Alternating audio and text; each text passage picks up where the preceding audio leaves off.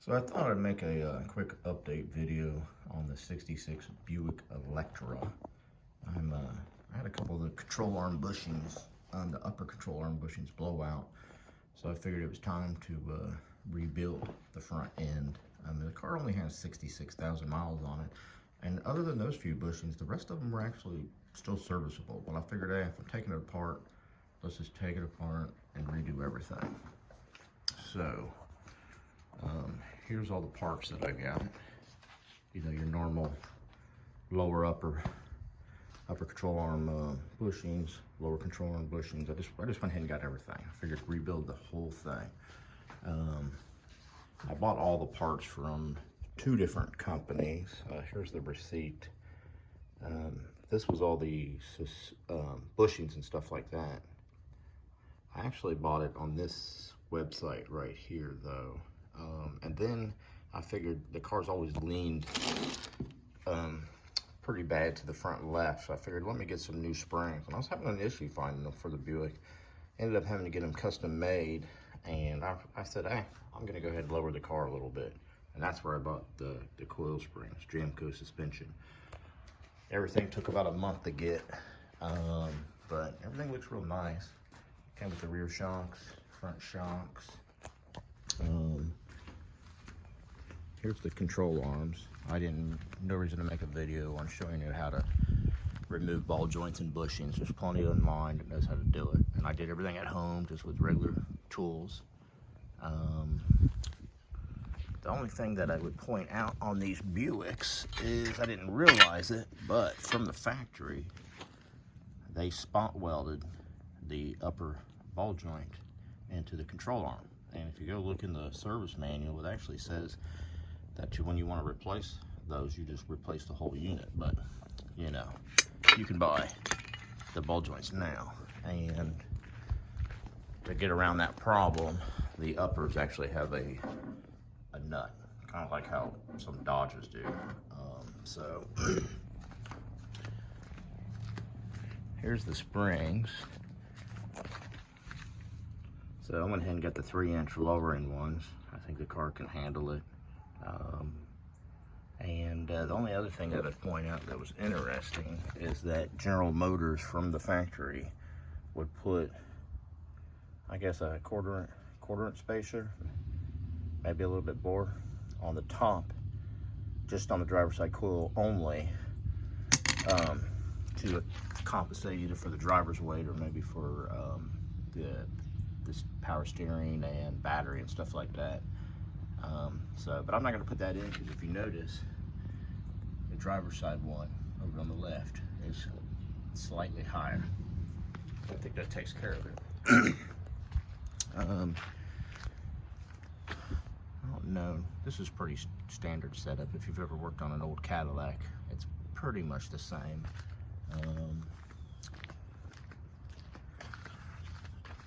Everything came off easy though. So there's the sway bar. But that's it for now.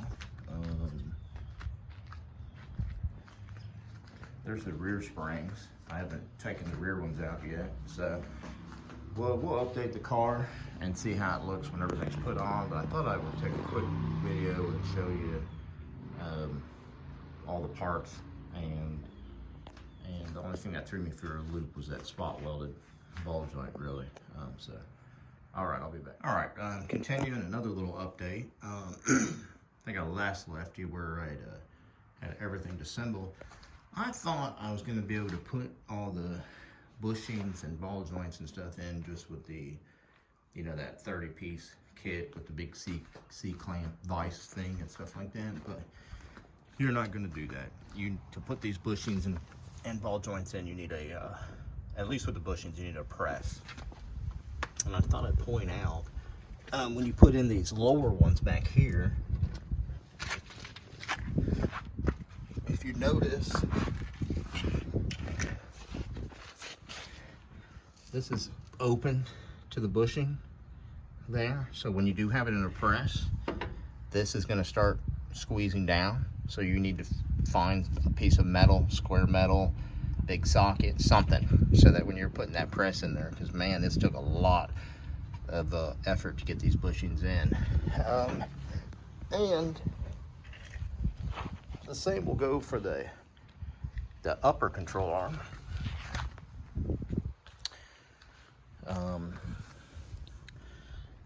When you put these in, you need to put this bar in and both these bushings in, and you need to press the bar into the bushings, and you need to press the bushings into the control arm all at the same time. So you're constantly flipping it, flipping it, flipping it. I'm not exactly sure if, I think this will, once it starts going up and down, will find its own centering. I don't know how much that would mess with the caster or camber if this is off by a little bit, but I think the ball joint might take the slack up. Not sure.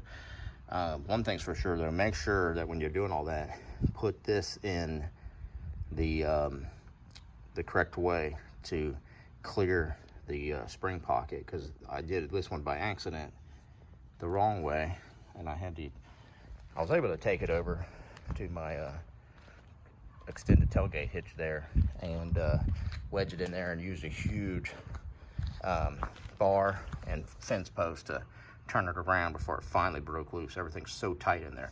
Also, when you're pressing all this stuff in, you need a bar to go between these two, because with the press, when you're doing it all, it will just fold in the control arm. You can bend it a little bit. I don't think that'll mess with it, because these are the attachment points. So if this does get bent slightly, I don't think it'll be the end of the world, but you wouldn't want to fold it in or break it. So that's the couple things there.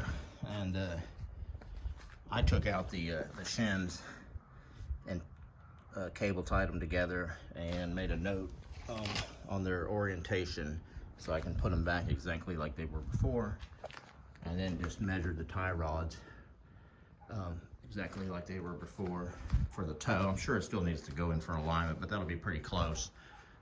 So that's a couple things.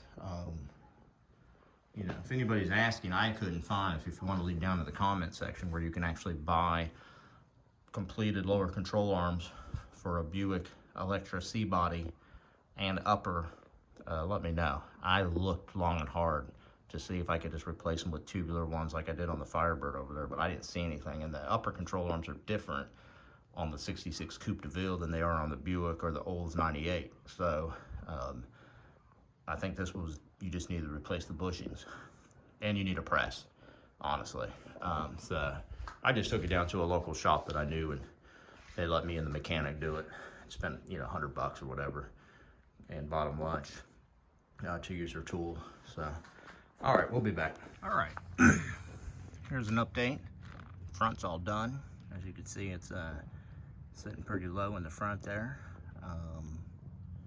The back, this side's done.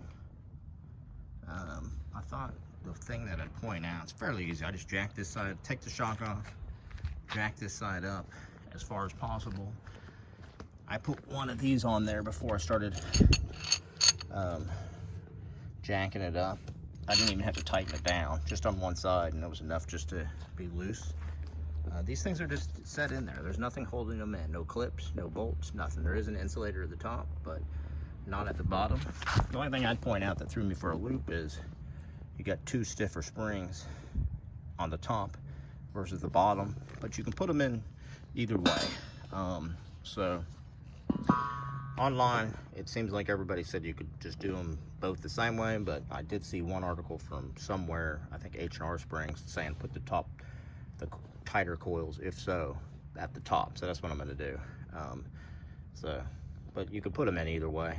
I'd say just make sure you put them in the same. So yeah, it's starting to get a nice stance to it. So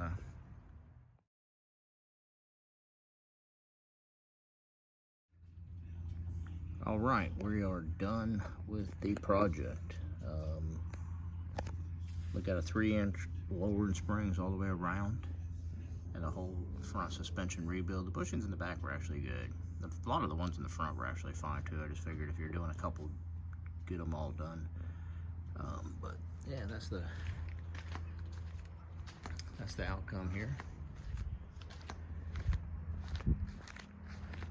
I already set the toe myself, so I can move it around, but it's the caster and cambers is really out. So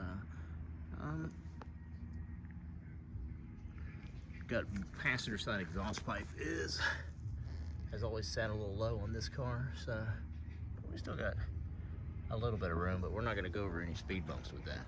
So I might have to get the exhaust redone and get it tucked in closer to the bottom of the car. Just that. So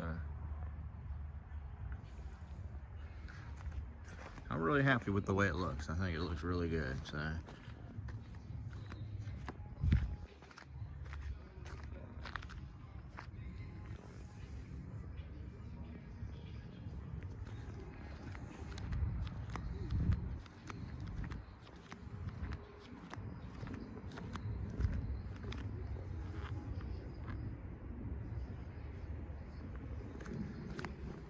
yeah, and so I set the toe. I already took it for a drive, and it feels exactly the same inside. It's got the same big boat, land yacht feel.